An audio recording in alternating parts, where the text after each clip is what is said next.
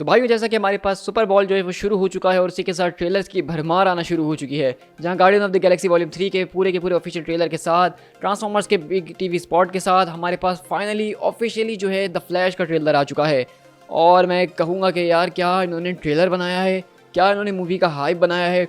मैंने कभी नहीं सोचा था कि मैं फ्लैश मूवी के लिए इतना ज़्यादा एक्साइटेड हूँ और उसके ऊपर वीडियो तक बनाऊंगा, क्योंकि मैंने डीसी के ऊपर से भरोसा करना बिल्कुल छोड़ दिया था। लेकिन भाई, क्या इन्होंने ट्रेलर बनाया है, हमें दो फ्लैश दिखाए हैं, दो बैटमैन दिखाए हैं, सुपर गर्ल दिखा दी है और बहुत सी छोटी मोटी चीज़ें जो कि इस पूरे के पूरे ट्रेलर के अंदर मौजूद है, जिसको मैं आपके साथ आज की इस वीडियो में डिस्कस करने वाला हूँ। So guys, this is P tiger और बिना किसी और बात के फौरन से अपनी आज की इस वीडियो को स्टार्ट करते हैं।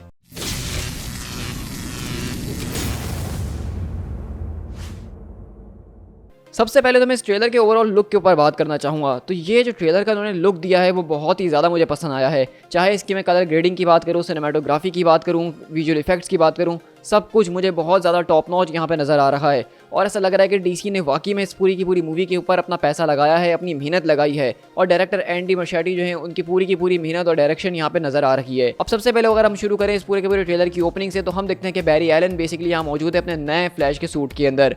अब इस सूट के ऊपर मैं कहूँगा कि मेरी इसके हवाले से थोड़ी सी मिक्स थॉट्स हैं। मुझे पहले वाला सूट इसका जो था रगेड टाइप का, वो ज़्यादा पसंद था, लेकिन इसके अंदर से जो पूरी ग्लोइंग इफेक्ट आ रहा है वो बहुत ही ज़्यादा कूल लग रहा है।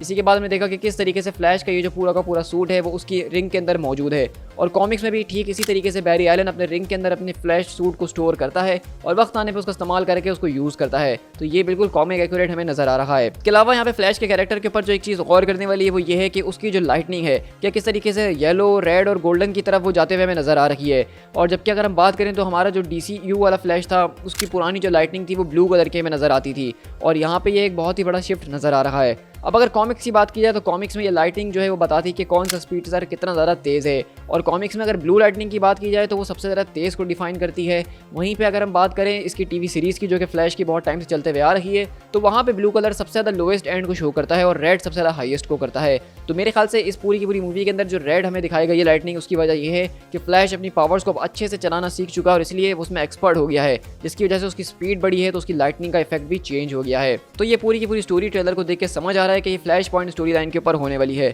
तो सबसे पहले तो मैं बात कर लूँ फ्लैश पॉइंट स्टोरी लाइन है क्या चीज़, आखिरकार लोग इसके बारे में इतना बात क्यों करते हैं। तो मैं कहूँगा कि डीसी का सिंगल मोस्ट इन्फ्लुएंशियल इवेंट जो है वो डीसी का फ्लैश पॉइंट इवेंट था, जिसके जरिए उन्होंने अपनी पूरी की पूरी यूनिवर्स को रीबूट करा था फ्लैश की स्टोरी के साथ। अब फ्लैश की कहानी कुछ इस तरीके से होती है कि जिस यूनिवर्स के अंदर वो मौजूद होता है, वहाँ पे बचपन में ही उसकी माँ का कत्ल कर देता है एक मिस्टीरियस आदमी। और वहाँ क्राइम सीन के ऊपर जब वो पहुँचता है तो वो देखता है कि उसकी माँ जो है उसके फादर के हाथ में है, और देखने से सारा का सारा ऐसा लग रहा होता है कि उसके बाप ने उसकी माँ का कत्ल किया है, जबकि ऐसा होता नहीं है, बल्कि उसके बाप को फ्रेम करके फंसाया गया होता है, जो कि हमने जस्टिस लीग के अंदर भी देखा था कि वो अपने फादर से मिलने के लिए जेल जाता है। लेकिन इसी तरह एक दिन बैरी जो है वो बेसिकली टाइम ट्रैवल करता है ताकि वो दोबारा पास के अंदर जाके इस पूरे के पूरे मर्डर का पता लगा सके और अपनी माँ की जान को बचा सके, और वो ऐसा करने में सक्सेसफुल हो जाता है। लेकिन क्योंकि अब उसकी माँ कभी मरी नहीं, उसको फ्लैश की पावर्स कभी मिली नहीं, वो अपनी एक नॉर्मल लाइफ गुजार रहा है, तो उसकी वजह से पूरी की पूरी यूनिवर्स के ऊपर इसका इफेक्ट पड़ता है और सब कुछ चेंज होकर रह जाता है। इस यूनिवर्स के अंदर सुपर हीरोज उस तरीके से नहीं होते जिस तरह हमारी मेन यूनिवर्स में होते हैं। बैटमैन इस यूनिवर्स का बहुत ज़्यादा ब्रूटल हमें नजर आता है। एक्वामैन, वंडर वुमन आपस में एक दूसरे से जंग के ऊपर निकले होते हैं और सब कुछ बर्बाद कर रहे होते हैं। शज़ैम जो है वो सारे के सारे बच्चे जो कलेक्टिव हैं उन सबको मिला के कैरेक्टर बनता है। मतलब ये यूनिवर्स बहुत ज़्यादा औसम किस्म की और बहुत खतरनाक और डार्क और एजी किस्म की थी। तो यहीं से हमारे पास फ्लैश पॉइंट का कॉन्सेप्ट आता है कि जब ये पूरी की पूरी फ्लैश पॉइंट वाली स्टोरी खत्म होती है तो उसके साथ डीसी यूनिवर्स रिबूट कर जाती है, और यही स्टोरी वो लोग इस मूवी में अडॉप्ट कर रहे हैं अपनी इस वाली यूनिवर्स को रिबूट करवाने के लिए। तो इसी तरह हमने देखा ट्रेलर के अंदर कि किस तरीके से बैरी एक दूसरी यूनिवर्स में पहुंचता है जहां उसकी माँ जिंदा है, और वो अपने ही एक दूसरे वर्जन से मिलता है जो कि उसी की यंगर सेल्फ है, जिसके पास फ्लैश की कोई पावर्स मौजूद नहीं है, और इसलिए वो बैरी को देख के इतना ज़्यादा घबरा रहा था और कुछ समझ नहीं पा रहा था। कॉमिक्स की अगर बात की जाए तो उस यूनिवर्स फ्लैश पॉइंट वाली के अंदर जो बैटमैन होता है वो थॉमस वेन होते हैं, ब्रूस वेन के फादर। लेकिन हम यहाँ पे देखेंगे कि किस तरीके से इस यूनिवर्स के अंदर माइकल कीटन का बैटमैन मौजूद है। और माइकल कीटन की जो एंट्री थी कैमरे का फोकस करके जब वो बोलते हैं आई एम बैटमैन, तो भाई फील आ गई थी यार, फील आ गई थी, रोंगटे खड़े हो गए थे, मतलब मज़ा आ गया। और उसके बाद हमने यहाँ पे बैटमैन का ज़बरदस्त तरीके का एक्शन देखा, उनकी पूरी की पूरी बैट केव, बैट मोबाइल, इसके अलावा बैटमैन की थीम हमें बैकग्राउंड में सुनने को मिल रही थी, तो इससे ज़्यादा कुछ ज़बरदस्त चीज़ नहीं थी। इस सबसे ऊपर जो सबसे ज़्यादा मुझे औसम चीज़ लगी इस पूरी की पूरी मूवी की, जिसको मैंने बिल्कुल एक्सपेक्ट नहीं किया था, वो ये कि इसके अंदर जनरल जॉर्ड हमें वापसी रिटर्न होते हुए नजर आ रहे हैं, और उसके साथ साथ मैन ऑफ स्टील के सारे इवेंट्स हम दोबारा से देखने वाले हैं। ये बात मैंने बहुत सालों पहले आपसे एक पॉडकास्ट के अंदर डिस्कस करते हुए कही थी कि मैन ऑफ स्टील डीसी की एक ऐसी मूवी है जो कि बहुत ज़्यादा इंपॉर्टेंट और ज़बरदस्त है, जिसको उस वक्त के लोगों ने बिल्कुल भी पसंद नहीं किया और ये बहुत बड़ी गलती थी। और आज हम देख सकते हैं कि किस तरीके से इतने सालों के बाद भी मैन ऑफ स्टील के इवेंट्स को दोबारा हमें दिखाया जा रहा है।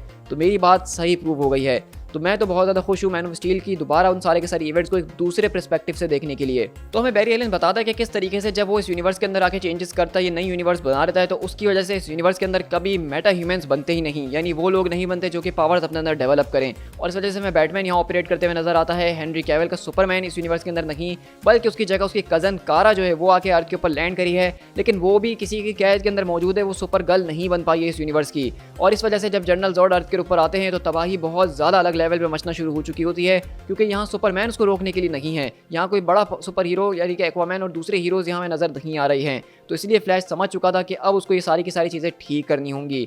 इसी के अलावा हमें यहाँ पे जैक स्नाइडर यूनिवर्स से सिर्फ मैन ऑफ स्टील नहीं बल्कि बैन एफ्लेक भी ज़बरदस्त तरीके से नजर आए हैं। और बैन एफ्लेक का जो नया सूट था और उनकी जो बैट साइकिल थी और उनका पूरा का पूरा सूट का नया लुक, वो मुझे बहुत ज़्यादा औसम लग रहा है। और एक आखिरी बारी सही है, लेकिन बैट एफ्लेक को देखना हमारे लिए एक बहुत बड़ी बात होगी।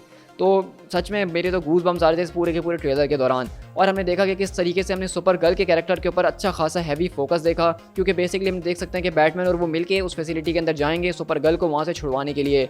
कॉमिक्स में भी बिल्कुल ऐसा ही होता है फ्लैश पॉइंट यूनिवर्स के अंदर, लेकिन वहाँ सुपरमैन ही होता है जिसको इसी तरह कैद के अंदर रखा होता है। उसने कभी सूरज नहीं देखा होता, जिस वजह से वो बहुत ज़्यादा कमज़ोर होता है। लेकिन इसी तरह जब यहाँ पे फ्लैश और बैटमैन को सारे के सारे गार्ड चारों तरफ से घेर लेते हैं तो बैटमैन बोलता है कि मैं सब संभाल लूंगा, और अगले ही पल सुपर गर्ल यहाँ पे आके सबको पेलना शुरू करती है अपनी फुल स्पीड ज़बरदस्त तरीके से। हमने उसका यहाँ कॉस्ट्यूम देखा, जॉर्ड से मुकाबला करते हुए देखा, और एक बहुत ही बड़ी हमें बैटल और एपिक चीज़ नज़र आने वाली है। इसी के अलावा अगर बात करें यहाँ पे इस मूवी के विलन के ऊपर, तो ये बहुत ज़्यादा मिस्टीरियस चीज़ है। मतलब मूवी के अंदर सब कुछ दिखाया गया, हाइप बनाया गया, मज़ेदार एक्शन सीक्वेंसेस दिखाए गए, दो फ्लैश दो बैटमैन दिखाए गए, लेकिन विलन के बारे में कुछ नहीं बताया गया। और ये बात मुझे बहुत ज़्यादा पसंद आ रही है डीसी की, मैं तुम्हारा फ़ैन होते जा रहा हूँ। तो भाई यहाँ पे मुझे लगता है कि विलन यहाँ कोई और नहीं बल्कि खुद बैरी एलन भी हो सकता है। हमने यहाँ पे बैरी एलन के दो रूप देखे हैं, और हमने देखा कि किस तरीके से आगे चल के दूसरा जो बैरी एलन है जिसको पावर्स नहीं मिली उसको भी पावर्स मिलेंगी, जहाँ हमने एक सीन के अंदर देखा कि लाइटनिंग बोल्ट उसके आर पार हो रही है। तो बेसिकली यहाँ पे जो फ्लैश जिसके पास पावर्स हैं वो उस वाले फ्लैश को पावर्स दिलाने में मदद कर रहा है जिस तरह उसको हासिल हुई थी, यानी कि वो अपने आप को फ्लैश बनाने में खुद ही मदद कर रहा है।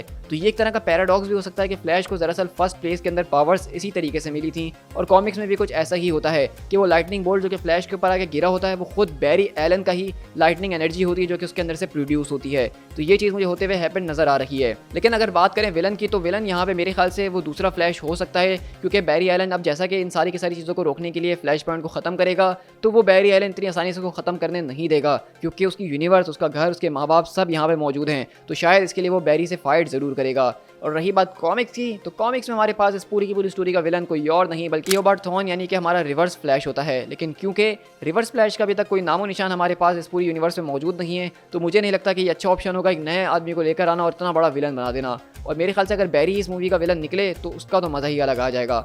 इसके अलावा भी मैं ये उम्मीद कर रहा हूँ कि इस मूवी के अंदर ऐसी बहुत सी चीज़ें होने वाली हैं जो कि हमसे छुपाई गई हैं। और मालिक, जब इतना खर्चा हो ही गया है तो एक हेनरी कैविल का सुपरमैन का कैमियो भी ला दो ना, ला दो ना, ला दो ना, दो ही।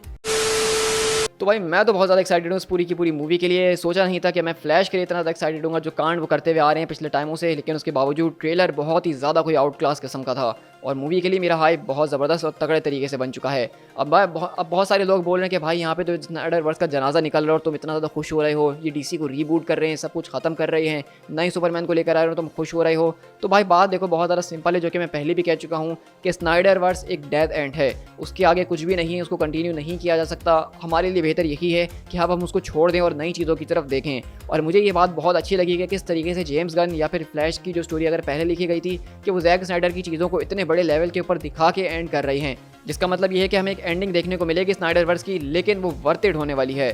So guys, with that being said मैं इस पूरी की पूरी वीडियो को यहीं पर रैप अप करता हूँ। आई होप कि आपको भी ये ट्रेलर काफ़ी ज़्यादा पसंद आया होगा। तो अपनी थॉट्स कमेंट डाउन करके ज़रूर बताइएगा। मैं तो इस ट्रेलर के लिए बहुत ज़्यादा एक्साइटेड हो चुका हूँ और मूवी आने का अब सब्र नहीं हो रहा है। साथ ही साथ हमारे पास Guardian of the Galaxy Volume 3 का ट्रेलर भी रिलीज़ किया गया है। इसके अलावा ट्रांसफॉर्मर से एक टीवी स्पॉट दिया गया है, उनके ऊपर भी मैं डिटेल में वीडियो बनाऊंगा। लेकिन इस वक्त जो बात फ्लैश के ट्रेलर में है वो मुझे किसी के ट्रेलर में नज़र नहीं आई है, और गार्डियन ऑफ द गैलेक्सी भी मैं कहूँगा उसके सामने कहीं ना कहीं फीकी पड़ गई है। तो भाई फ्लैश, तुमने बहुत ज़बरदस्त जादू करा और पूरी की पूरी डीसी की टीम के लिए जिन्होंने इस ट्रेलर को इतने खूबसूरत तरीके से बनाया, मेरा सलूट है।